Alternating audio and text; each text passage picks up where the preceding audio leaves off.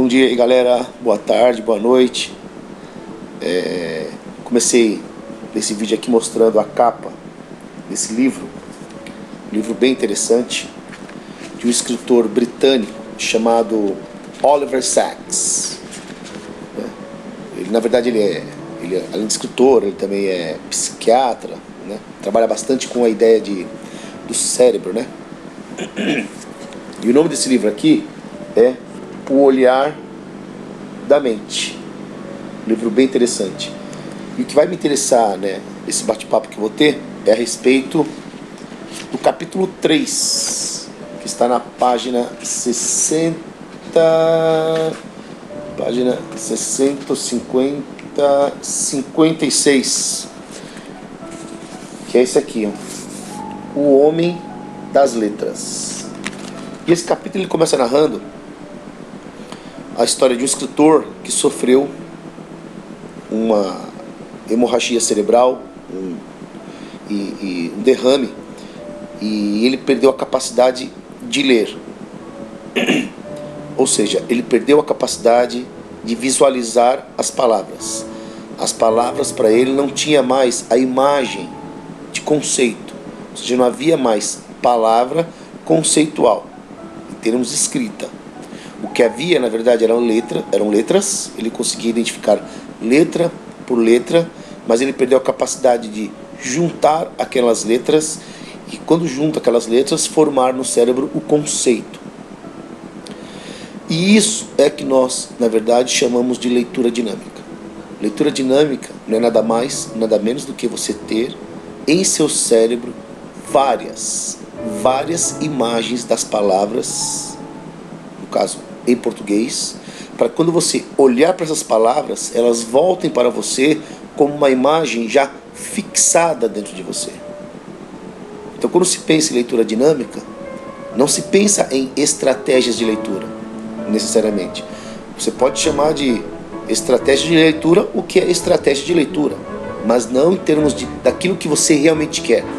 Você quer ter a capacidade de se concentrar num texto qualquer, científico, um romance qualquer, numa leitura de jornal, num poema, não importa. Você quer se concentrar no texto e fazer com que aquele texto como um todo, não como um todo, mas o texto inteiro entre no seu cérebro. Mas para que isso, né, aconteça, o seu cérebro, olha que interessante, ele tem que estar repleto de imagens de palavras. Não existe segredo. O segredo é cada memória visual daquela palavra. Portanto, quando se pensa em leitura dinâmica, você tem que pensar na seguinte questão: a quantidade de leitura, melhor, a quantidade de palavras que você já internalizou em termos de imagem gráfica. Cada palavra que você lê é uma fotografia. Fica numa região do cérebro, né, em que é o mesmo processo de você ver um quadro, é o mesmo processo de você assistir a um filme, é o mesmo processo de você estar no seu campo visual agora captando os objetos. A leitura de uma palavra não é nada mais, nada menos do que a memorização de um quadro. Mas claro, quando você olha para aquela palavra vai te remeter a um conceito qualquer. Quando eu falo para você, por exemplo, a palavra padaria, essa palavra padaria entrou no seu cérebro como som. E é uma generalização. Não falei o tamanho da padaria, o nome da padaria, não falei onde fica a padaria, se é na periferia, se é na região central, não falei o custo da padaria, não falei quantas pessoas trabalham nessa padaria. Aliás, poderia ser apenas um balcão onde vende pão. Simples. Numa esquina bem pequenininha. Ou poderia ser um empório enorme. Tudo entraria na ideia de padaria. Mas quando você lê a palavra padaria, o processo que você está fazendo, na verdade, é de memorização. Ou seja, aquela palavra já está pré-estabelecida dentro de você. E se você quer realmente ter uma leitura dinâmica, é triste, mas é verdade. E por ser verdade, é libertador. Porque somente a verdade vai te libertar. Você vai ter que ler. E quando eu falo ler, é ler pausadamente, é ler articuladamente, é ler com interesse, é ler com a certeza de que muitas vezes você vai ter que retomar a leitura daquilo porque você não compreendeu. E não é que você não compreendeu, é que na verdade o seu cérebro ainda não tem, né, de maneira clara, fundamentada, todas aquelas palavras que vão ficar dentro do seu cérebro em termos de memória, as palavras visuais. E esse texto aqui, ele fala uma coisa bem bacana, quer ver? Olha só que interessante. Ele fala assim: a leitura, evidentemente, não termina com o reconhecimento das formas visuais das palavras. Reconhecimento das formas visuais das palavras. Portanto, quando você lê, você vai reconhecendo a pintura, o quadro de cada palavra.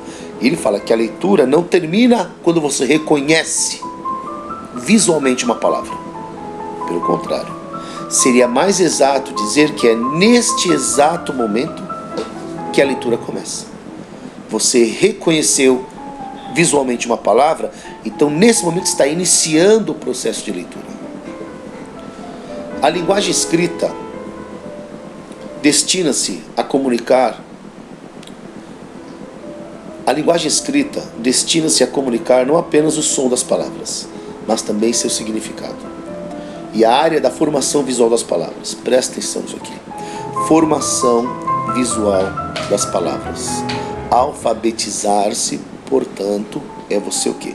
Ter dentro de você a formação visual das suas palavras. Quanto mais visualmente palavras você tiver dentro do seu cérebro, mais dinâmica será a sua leitura. Da mesma forma, quanto mais você ouvir pessoas se expressando articuladamente, mais articuladamente você também vai se expressar. É por esse motivo que você pega um advogado que no início da carreira ele articula pouco. Depois de 10, 15 anos, de tanto assistir júri, de tanto participar, né, com conversas internas, de tanto assistir vídeos, palestras de outros advogados falando, ele está internalizando uma comunicação oral que para ele é importante. Importante, não vou falar que é treino, vamos colocar a palavra estudo, porque treino ele parece que você, né, se adestra, ao passo que o estudo, na verdade, ele te liberta novamente. A ideia do estudo traz uma ideia de que você está procurando. E o treino não. O treino parece que é uma coisa que você está sendo treinado para algo e depois acabou. O estudo não. O estudo vai permanecer constantemente. Então ele coloca aqui: a linguagem escrita destina-se a comunicar não apenas o som das palavras, mas também seu significado. E a área de formação visual das palavras tem conexões íntimas com as áreas cerebrais da audição e da fala. Com as áreas intelectuais e executivas e também com as áreas úteis à memória e à emoção.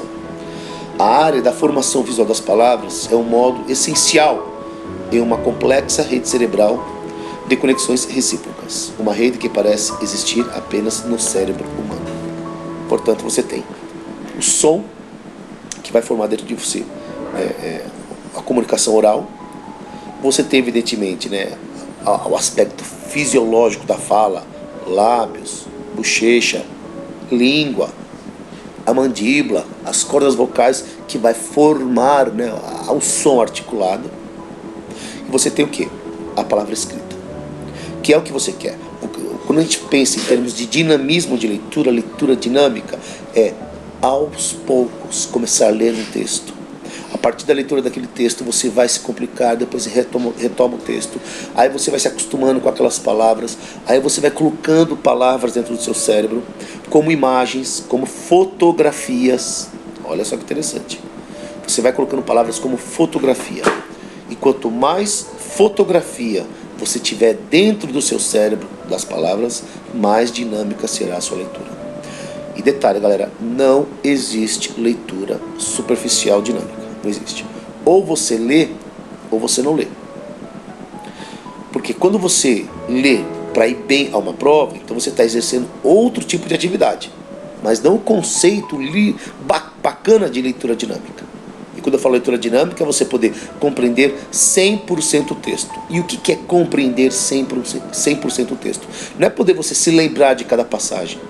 é poder reproduzir aquele texto com as suas próprias palavras, de uma maneira mais solta e mais leve.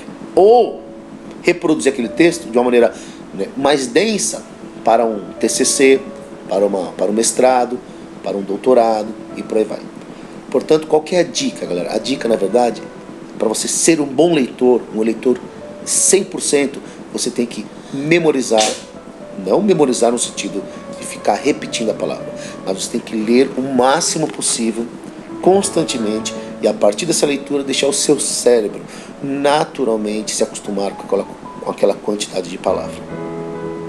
Vocês estão vendo que aqui no canto, né? Aqui no canto, tem uma mensagem subliminar do livro que eu publiquei, né? Além de professor, eu também sou escritor. Deixa eu pegar aqui um exemplar do livro Contos Suaves. Lembrando que esse livro aqui, embora aparentemente curto, são 11 histórias, né? São histórias relativamente densas. Eu vou ler aqui um trecho que eu acho bacana dele, né? O nome desse conto aqui vai ser A História, que começa, na verdade, com... bacana que ele começa com um poema do Manuel Bandeira. Acho que eu vou ler esse poema do Manuel Bandeira também, ó. Quando hoje acordei, ainda fazia escuro, embora amanhã já estivesse avançado. Chovia. Chovia uma triste chuva de resignação, como contraste e consolo ao calor tempestuoso da noite. Então me levantei, bebi o café que eu mesmo preparei, depois me deitei novamente, acendi o cigarro e fiquei pensando, humildemente pensando, na vida, nas mulheres que amei. E só para deixar claro, quando ele fala assim, ó, bebi o café que eu mesmo preparei, isso é uma coisa só, chamada solidão. E falando em solidão, só para finalizar, esse conto aqui, né, o final dele, desse conto chamado A História, ele fala assim: vejo o céu de São Paulo agora pela manhã, um sol lá da zona leste, deixando para trás seus mistérios noturnos. E a luz do dia, agora forte, invade minha consciência doente e me acalenta os dias frios. Se houvesse galos, vários cacarejares despertariam muitos paulistanos no seio desta cidade. Mas são carros que começam a vida urbana. Buzinas, motores, freadas, ônibus, vários ônibus. Pessoas abundando a vasta cidade em frenética correria, correndo atrás do dinheiro, o dinheiro que compra tudo, ou quase tudo. Logo durmo minha existência, à tarde desperto. Talvez às 3, às 4. Almoço no restaurante aqui perto de casa. Possivelmente assistirei a um filme no Reserva Cultural. E à noite irei possuir a loira meretriz que encantará minhas sensações existentes no romântico clima solitário e capitalisticamente existencial. Existo. E para mim ainda é um grande enigma a cada segundo que vivo. E que talvez somente lá na eternidade da história eu o superarei quando minha consciência for idêntica às ideias da história. E a história da humanidade for sua própria consciência reconhecendo a si mesma. Não sei se terei coragem de dizer a Nádia que eu ainda a amo. Eu até a perdoaria de todo o meu coração pelo sofrimento que ela me fez passar por tantos anos, se ela simplesmente me aceitasse de volta como eu sou e com tudo que tenho, porque devo admitir para mim mesmo. A Nádia é a história da minha existência que eu dolorosamente nunca tive. Que também fala sobre uma outra solidão. Então, galera, tá aí, ó. Não se esqueça, então. Leitura dinâmica é quantidade de palavras dentro do seu cérebro. E não há, galera, definitivamente não há tempo para isso. Começa agora, começa amanhã, começa daqui a um ano. Mas para a vida, em tudo tem que haver um começo. E claro, eu peço para vocês adquiram seu exemplar Contos Suaves, que eu mando lindamente para sua casa, autografado. Nós vamos poder compartilhar mais sobre leitura e sobre essa conversa toda em relação, né, ao mistério da palavra. Fique com Deus, um abraço. É isso aí, galera. Um abraço. Tchau, tchau.